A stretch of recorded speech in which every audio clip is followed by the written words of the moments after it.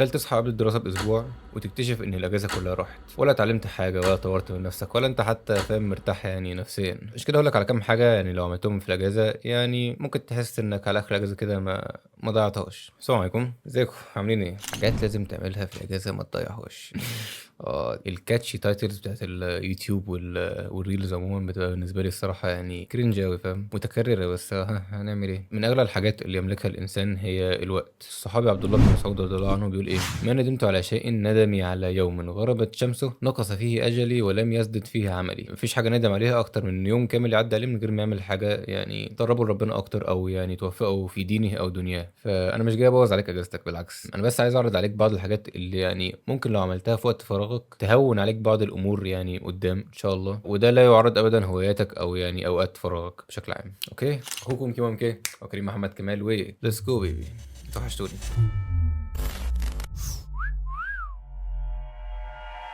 اول حاجه ممكن تعملها في اجازتك هي انك تفصل الفيشه. ياه بجد يا كيمو، بالظبط انت محتاج تاجز يا عزيزي المشاهد. احيانا عشان ترجع تذاكر او تشتغل بشكل احسن لازم تفصل الفيشه شويه. عارف انت استراحه محارب؟ في مين بيقول لك ايه، استراحه مستريح.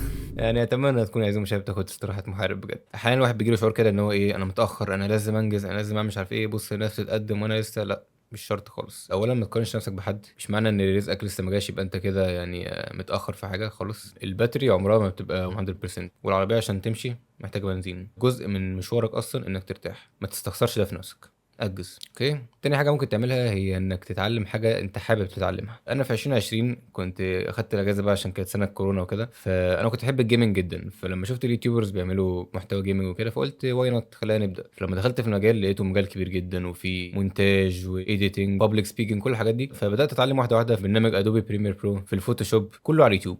يعني ادوبي بريمير برو انت ممكن تاخد فيه كورس بفلوس عشان تتعلمه. انا بفضل الله اتعلمته على اليوتيوب، بس كنت يعني كل ما عاوز اعمل حاجه معينه اخش اعمل سيرش ازاي ممكن اعمل الحاجه دي. فلو بتعمل اكسبلور على حاجه معينه انت حابب تتعلمها، يعني اظن يوتيوب هو افضل اوبشن. فري، ممكن تتعلم عليه تقريبا اي حاجه. خش سرش اي مجال انت حابب تعرف عنه معلومات او حابب حتى يعني تتعمق فيه، ابدا سرش على يوتيوب وابدا اتفرج له على فيديوهات. تالت حاجه ممكن تعملها هي انك تستثمر في جسمك، ومش لازم جيم. يعني طبعا احنا كشباب يعني بنفضل الجيم عشان يعني البودي شيب وكده يعني.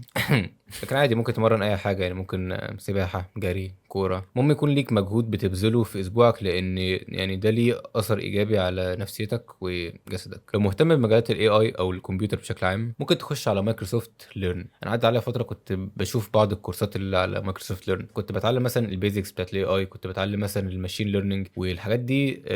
ما توقعتش ان هي اصلا تفيدني دلوقتي. يعني قلت انا يعني وانا بتعلمها كنت بقول كده ايه من باب ها معلومات عامه كده، فاهم، او ممكن تنفعني قدام. بس لقيتها افادتني اصلا في الكليه نفسها. يعني في ماده لقيت فيها بعض الحاجات، يعني الدكتوره الظاهر كانت هي بتتعلم من مايكروسوفت ليرن. ففي كورسات كتير ممكن يعني تدخلها، واظن اغلبها فري، وفي حاجات حتى فيها شهادات على ما اظن. يعني طبعا ما تعمقتش قوي، بس يعني you can give it a chance ان انت تخش على مايكروسوفت ليرن و تتعلم. you never try you never know. رابع حاجة أنصحك بيها لو مهتم بمجالات اللايف كوتشنج، كونك فاهم نفسك وفاهم السيكولوجي بتاعت الإنسان بشكل عام وإزاي تتعامل مع نفسك، إزاي تتعامل مع الآخرين. ده يعني في رأيي علم مهم جدا. مش لازم تتعلمه عشان مثلا يعني قدام تشتغل بيه، يكفي إنك تتعلمه عشان نفسك، يكفي إنك تتعلمه عشان بعد كده تعرف تتعامل مع الناس بشكل أفضل. أنا شخصيا يعني أنصحك بمتابعة كريم إسماعيل. يعني أحلى حاجة بحبها في كريم إسماعيل هو إنه بيعرف يربط كويس بين الدين والعلم، وده يعني من أحسن الحاجات اللي ممكن تعملها، وده أهم شيء أصلا، لأن الدين أصلا يعني منهج حياة. بمناسبة الدين، لو انت ما بتعرفش تصلي الخمس صلوات في المسجد في الاجازة فيعني انت غالبا مش هتعرف تصليها في دراسة او شغل الا لو هداك ربنا. من اهم الحاجات اللي لازم تعملها في حياتك مش في الاجازة بس هي الصلوات الخمسة في المسجد. الصلاة هي عماد الدين. تخيل عمارة كده من غير عمدان هتبقى عاملة ازاي؟ ولو مفكر ان الصلاة دي هي اسقاط فريضة، يعني انا بصلي عشان ربنا ما يعاقبنيش، ربنا امرني بالصلاة فانا هصلي وامرنا لله، يعني للاسف دي عقيدة مش صح. الصلاة من اعظم اسباب التوفيق والسعادة في الدنيا، ثم بإذن الله الجزاء في الآخرة. من عمل صالحا من ذكر أو أنثى وهو مؤمن فإيه ندخله الجنة؟ لا، في حاجة قبل الجنة، فلنحيينه حياة طيبة ولنجزينهم أجرهم بأحسن ما كانوا يعملون. يعني في الآخرة بقى إن شاء الله. أيوة أنا ما صليتش حكيم وربنا مش هيوفقني، يعني لا هيوفقك عادي.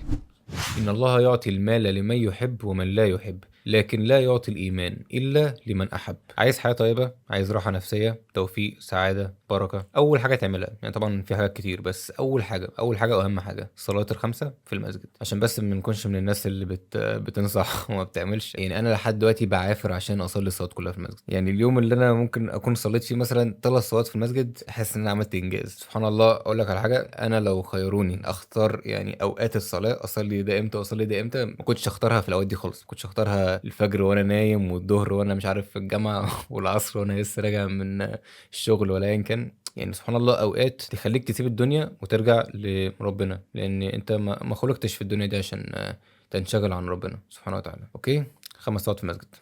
آخر حاجة ممكن تعملها هي بناء عادات إيجابية والتعود على تنظيم الوقت. بناء عادات إيجابية يعني شوف بقى أنت ممكن تبني عادات إيجابية مثلًا دينية زي ما قُلنا، إنك يكون ليك وِرد قرآن، إنك تقول أذكار مثلًا كل يوم. لو عايز مثلًا تقرأ مثلًا كل يوم في كتاب معيّن، ممكن عادة زي دي تبنيها في الأجازة، إنك كل يوم تقرأ عدد صفحات معيّنة عشان بعد كده تعرف تلتزم على العادة دي بعد الأجازة. يعني خلي بالك كل الحاجات اللي إحنا قُلناها من شوية أنت ممكن تحوّلها لعادات. يعني أنت ممكن كل يوم تقرأ شوية في Microsoft Learn، ممكن مثلًا تروح الgym مثلًا 3 مرات في الأسبوع. كل دي حاجات ممكن تكوّن بيها عادات إيجابية، فأظن ما فيش يعني فرصة أفضل من الأجازة إنك تبني فيها عادات إيجابية فعلًا، عشان ما فيش حاجة تعطّلك زي دراسة أو شغل أو كده. وبالنسبة لتنظيم الوقت، فأنا عملت فيديوهين قبل كده عن تنظيم الوقت، لكن في فيديو تالت كده هاحضّره لك إن شاء الله هيعجبك، أوعدك. أنا ما باقولكش إنك تخرج من الأجازة دي وأنت معاك شهادة كورس ومخلّص جزئين قرآن وعامل فورمة الله أكبر. يكفي بس إنك تطلع من الأجازة دي وأنت يعني أقرب لربنا وباني عادات إيجابية كويسة. ساعتها إن شاء الله لمّا الأجازة تخلص مش هتكون ندمان. أتمنى تكون استفدت. سبسكرايب إن شاء الله عشان أشوفك الفيديو الجاي.